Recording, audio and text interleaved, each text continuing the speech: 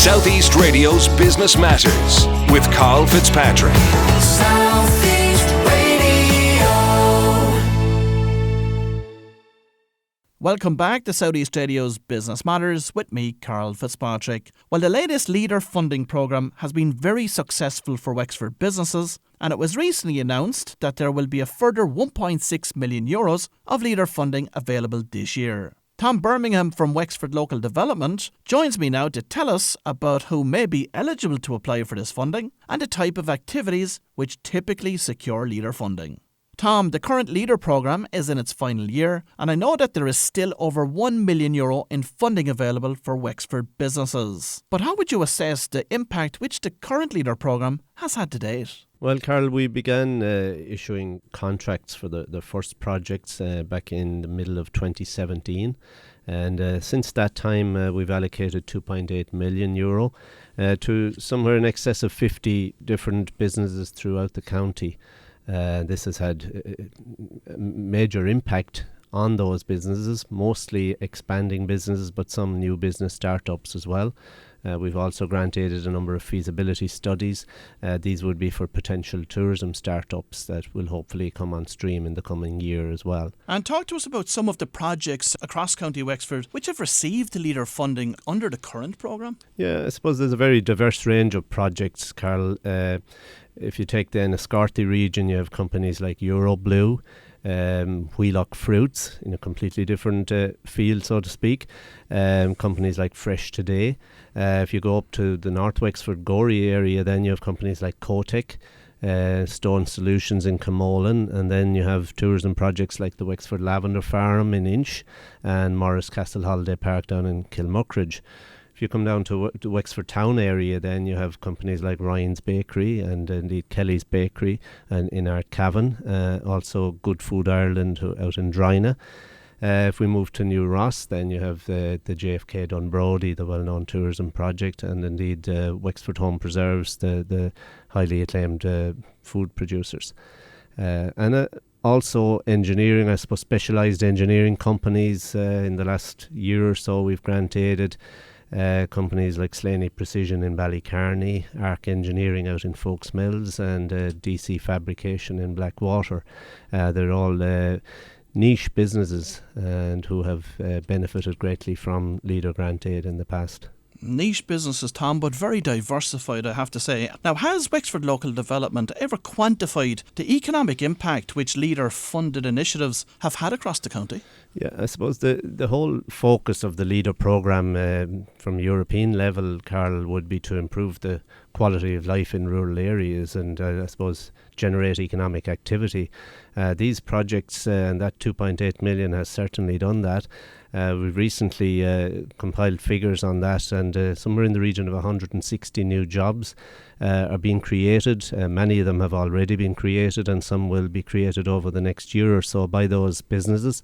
It's also sustained up to somewhere around 380 existing jobs in those businesses. So the impact to the county for that is quite phenomenal, really, and I suppose understated. And it's something I think also from a metrics perspective people often tend to overlook, the protection of the existing jobs here across the county. One of the key things we look at, new jobs are important, but certainly sustaining jobs, and particularly in businesses where they already have a sizable employment base. And I can think of one particular project, I won't name it now, but there's one particular project that had about 60 employees, and in the past year we grant aided them, but they weren't going to create any new jobs, but the grant aid that we gave them was critical to sustain those existing jobs, which were really essential to keep those jobs there in the county. Of course, and assisting them with future-proofing their existing business. Now, as I mentioned earlier in the interview, there is €1.6 million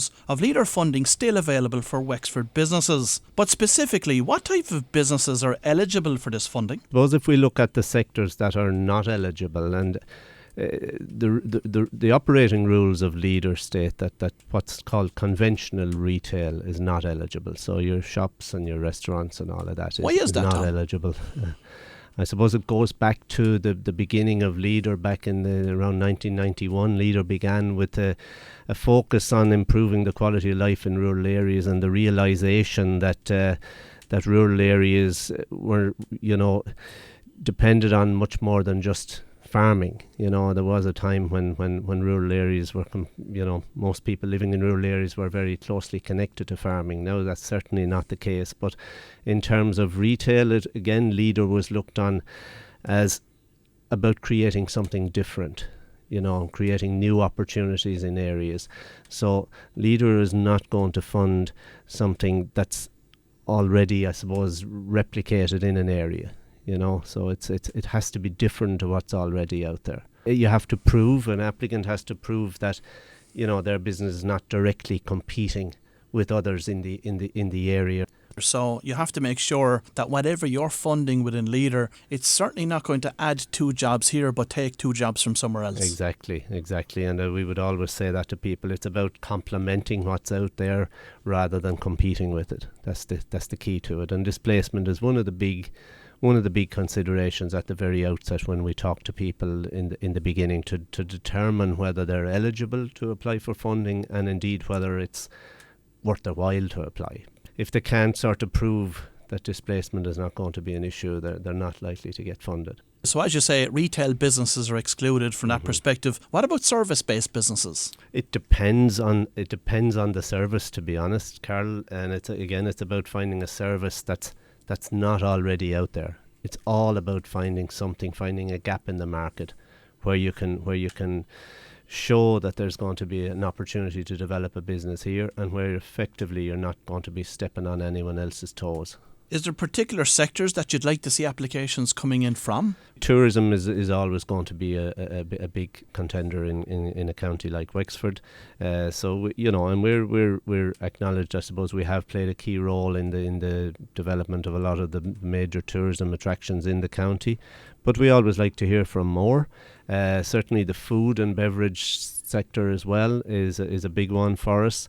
We have access to a large fund of money that's not even included in the 1.6 million, if you like. It's a separate fund that's available through the Department of Agriculture, administered by Leader, and that can give up to €200,000 in grant aid to food and beverage businesses that have up to 50 employees. So that's certainly, we have worked with a number of them so far, and we'd like to hear from more within the county who might just fit into that category. Now, food and beverage, Tom, of course, is a very broad-based sector in its own right. Specifically within that, I know that Leader have funded a lot of craft beer companies across the country, but apart from those, specifically, is it food manufacturing businesses you're looking to hear from? Yeah, it's about what we can grant aid is the processing rather than the production.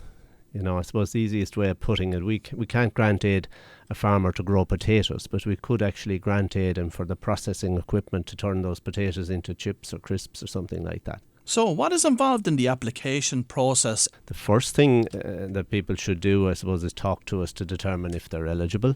It's really important because grant aid doesn't apply retrospectively. Everything with Leader comes down to a set of costs. So it's about, first of all, determining whether they're eligible, and then if they are, we guide them in the process.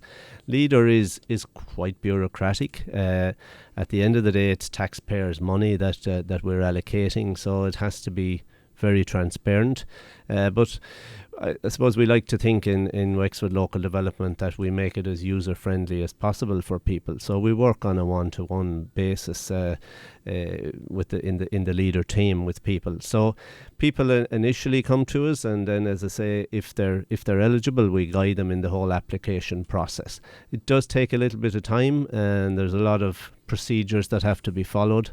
But as I say, we don't treat people just as a number, if you like. We work closely with people on a one-to-one, and that helps the situation. And what are the timelines involved? Typically, I suppose, Karl, it can take, we find it can take people up to 2 months to prepare an application.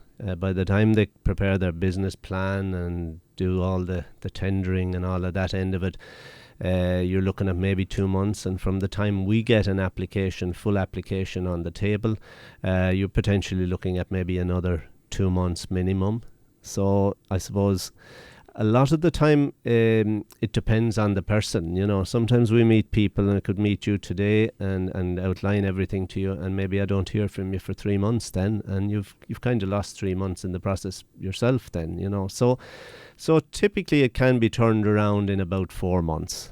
What is the maximum grant that is available to any business across the county under Leader funding? Under Leader, the maximum grant is €200,000, and indeed that's the maximum state aid that any business can get in a 3-year period under something called de minimis, which we won't go into today. But so 200,000. But the grants range, I suppose, typically from around 5,000 right up to 200,000. Our average grant over the last 2 years or so has come out somewhere around 50,000. But that's not to say, you know, there are some businesses where 15 or 20,000 of a grant was manna from heaven to them, and there are others where if they didn't get between 150 to 200,000 euro, it wouldn't be seen as beneficial for them. And what activities can be funded under Leader? Leader is typically for funding a piece of equipment. It could be, you know, a specific machine. It could be a building. It could be the fit out of a building to enable people to run whatever the business was. And marketing is another strong part of it as well. And they're all eligible for up to 50% grant aid. And how important is evidence of innovation within the company's application, Tom? Innovation is something that is important, obviously, and I suppose to be niche and to be different, there's an argument that you have to be innovative. We generally find, that once the people meet the different criteria, it's easy to see that it's innovative as well. So apart from innovation, what else are you looking for then within the application itself? Well, we're looking at the job creation potential of the particular business. Obviously, that's less important for tourism projects because there can be benefits across the wider economy. But I suppose it's really about seeing how does it fit in. How is this going to benefit County Wexford? Everything. That's really the remit of the whole thing, is to make sure that this money is all given out for the benefit of the county. So things like job creation, the market potential, the overall viability of the whole application. You know, is it viable? Is it something that's going to be sustainable into the long term? You know, and then we also look at things like innovation and whether, you know, the things like environment and climate change come into it. They can't be applied to every project, but where they can, they certainly are. And that's going to be the focus in the future as well. Another area that Leader and Wexford Local Development played an active role in developing across the county were in relation to trails. So Wexford Local Development has been involved in the development of 4 trails across the county, and I believe you're also introducing a 5th trail, an adventure trail, shortly, Tom. That's right, yeah. We've been looking at this for quite a while, and each of the existing trails, the garden, the craft, the heritage and the walking trails, there's up to, believe it or not, there's over 80 businesses in the county that are members of those trails, and, you know, indirectly they're getting benefit from them. That was the whole key to setting them up in the first place. But there was a gap, again, talking about gaps in the market. We identified a gap in the market for an adventure type trail. We've lots of businesses out in the county now, tourism related businesses that, you know, would benefit from being part of a trail and bringing like-minded people together. So you have businesses like Kiora Mini Farm up in Gorey, Secret Valley out in Clonroach, Blackwater Open Farm, and then you have things like the IOAC down in Togos and many other businesses like that. So we'll be bringing those together and forming an adventure trail. They begin life with a training program where they're all brought together over a number of weeks and develop a trail, and we'll be marketing that then as the year goes ahead. So it will fit in under the Wexford Trails. It's a great network. initiative. Mm-hmm. Now, the current Leader programme expires in December of this year. So on that basis, I presume all of the decisions in relation to applications have to be made in advance of that. So when is the deadline for Wexford-based businesses to actually submit their application, Tom? Yeah, I think the deadline for people making contact with us, you know, to get the ball rolling is kind of fast approaching, really.